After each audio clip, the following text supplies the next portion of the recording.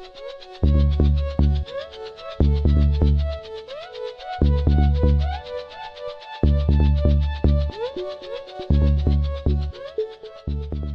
is going on, everyone? Welcome back to the channel. Today we're just going to go over a few things about the car that has been holding me back from doing what I've been trying to intend to do, which is get out there at the track and have some good times on the streets. But we had some hiccups. So I've had this car about 3.5 weeks now, almost a month, and been loving it, enjoying it. Finished all the paperwork on it, and as you know from the previous videos, you haven't watched them, go watch them. Gives you the full breakdown on the car and what's done to it. But we had an issue in the past week and a half now, and haven't really been driving the car much, and that is because our clutch is slipping. Yes, the clutch is McLeod that's in here now, and the guy before me said it already had it in there. So I really don't know the miles on this clutch, but definitely the power from it being stroked and everything is a lot more than what this clutch can handle. So I realized it a few weeks back when I was in 6th gear, and if you punch it in 6th gear, it just throws the RPMs everywhere. And just as I was getting into the high RPMs, it was just losing it. And it wasn't traction. I thought it was traction at first, but lo and behold, it was a clutch slipping hard. So the good news is we got a clutch that's going to be here in a little bit, and it is a monster clutch. So I had a monster in my last car, the GTO, and that one did amazing for me. It did everything I wanted to and more.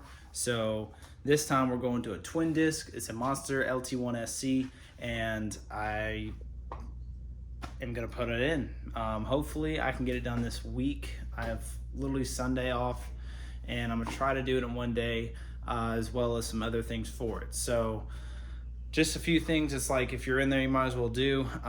We're gonna do the throwout bearing, the billet support for the throwout bearing, speed bleeder, and also the fuel pump. So the fuel pump is maxed out on this car. It is a factory fuel pump.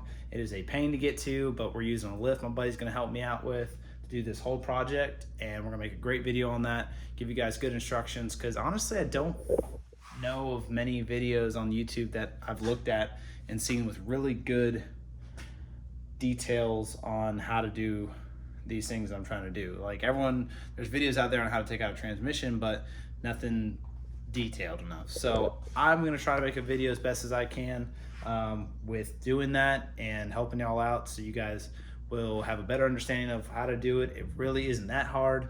Yes, I could do it without a lift, but if I have a lift available, obviously I'm gonna use it. So I did my last clutch, dropped the transmission, everything in this garage with no lift and just jacks. So yes, it can be done with the help of a friend. I would definitely say you need 2 people, because transmissions are not light. So stay tuned for that. That's gonna be coming up here, and let me know what y'all think, and leave a comment of how y'all think the build's going, if I need to do anything to this car. Obviously it is already has a lot done, but let me know.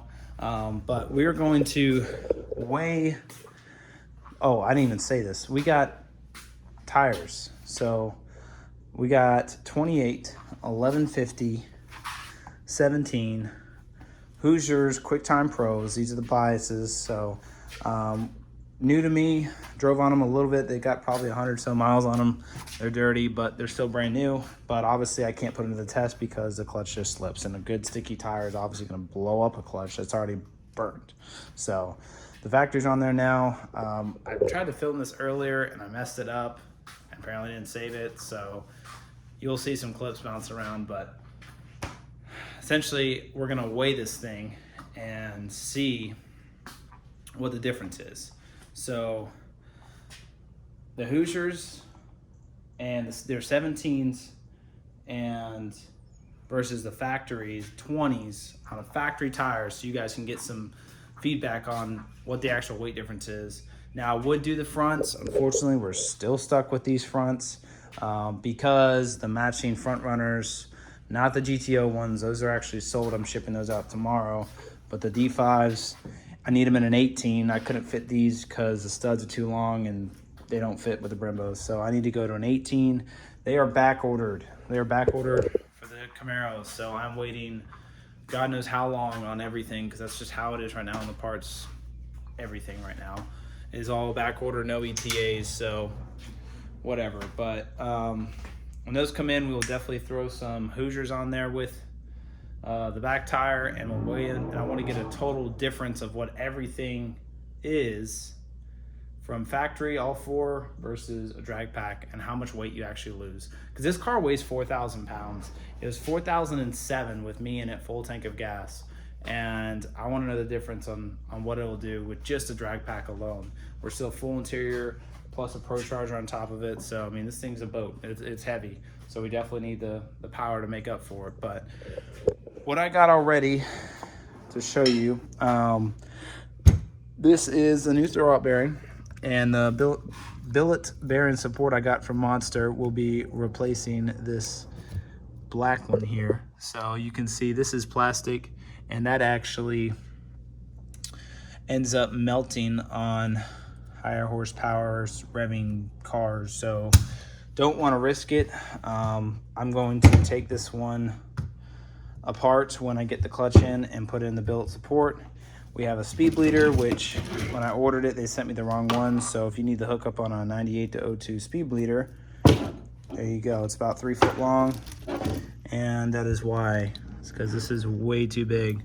So they're going to send me the right one. I'll have that later in the week. And then last but not least, this just came in the mail.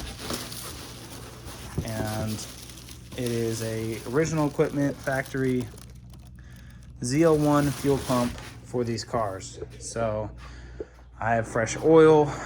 We're going to be doing all new fluids, clutch fluid, filter, transmission fluid. I actually don't think I'm going to mess with, but we have almost everything. I literally will have the clutch probably the next few hours. The guy I got it from, hooked me up on it, is bringing it from his shop because he had to order it through his shop.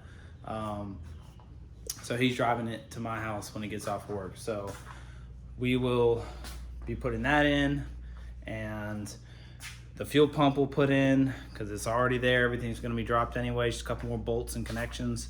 And then while we're in there, we're going to give fresh throwout bearing and all the goodies, hardware. Oh, and the last thing is I have a little bit of a rear main seal leak. So got on the hardware, gasket, and actually a back plating for the LS3. So we'll put that in there and snug that up because it's going to be literally right behind the flywheel. But quick update on the car. Everything else has been perfect. I mean, I can still drive it.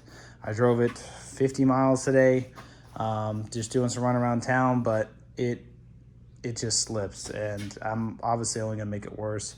I'm not going to be driving the daily anymore for about a month. I'm going to have to be taking this, so I'm going ahead and doing everything at once, be done with it, so we can break in the clutch and then get some action, get some content. I've been so eager to get out there, and literally when I ordered the back tires, I was so pumped because I was like, we're about to see what this thing can do. And then like 2 days later, it started slipping bad, and I was like, oh God, what is this? And broke down and was like, well, that was unexpected, but let's order some parts and break some stuff on this car. Obviously that's not the goal, but we're gonna get our hands dirty and see what this new clutch and new hardware will do.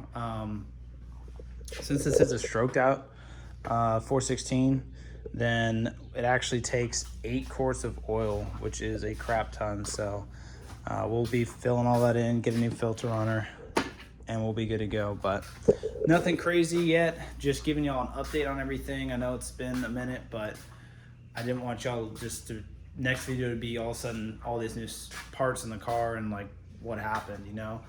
So it's more or less an explanation, but we will be very close and very soon be doing some serious recording and content and all that stuff and go out to the track. And the weather's been like so bad lately. And look at that storm. It's just crazy. So I keep getting rained out. I was going to go to an event Saturday. It got rained out. So hopefully this will all pass through, and then we can put some braking miles on this clutch and do a review on that and see how it goes. So I will now be taking this off from a previous recording and picking up where we left off. But y'all be good. I will see y'all later. Stay tuned. Peace.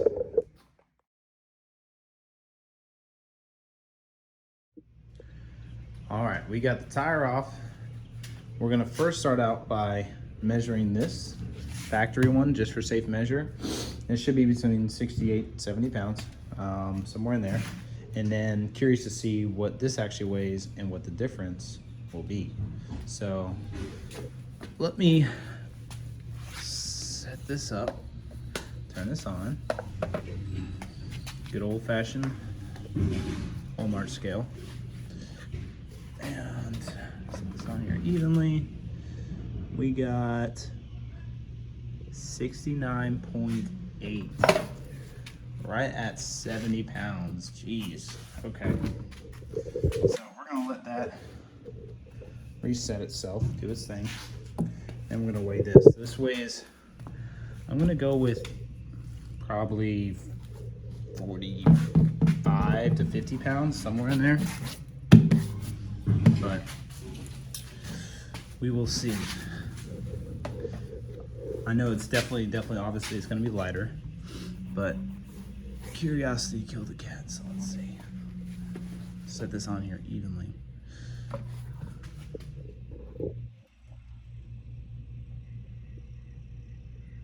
$45.6 pounds. Wow. What a big difference. I'm gonna do it one more time just to see if it's accurate as can be. I kind of set it on there a little uneven. This will turn on. There we go. So let's try this one more time and see.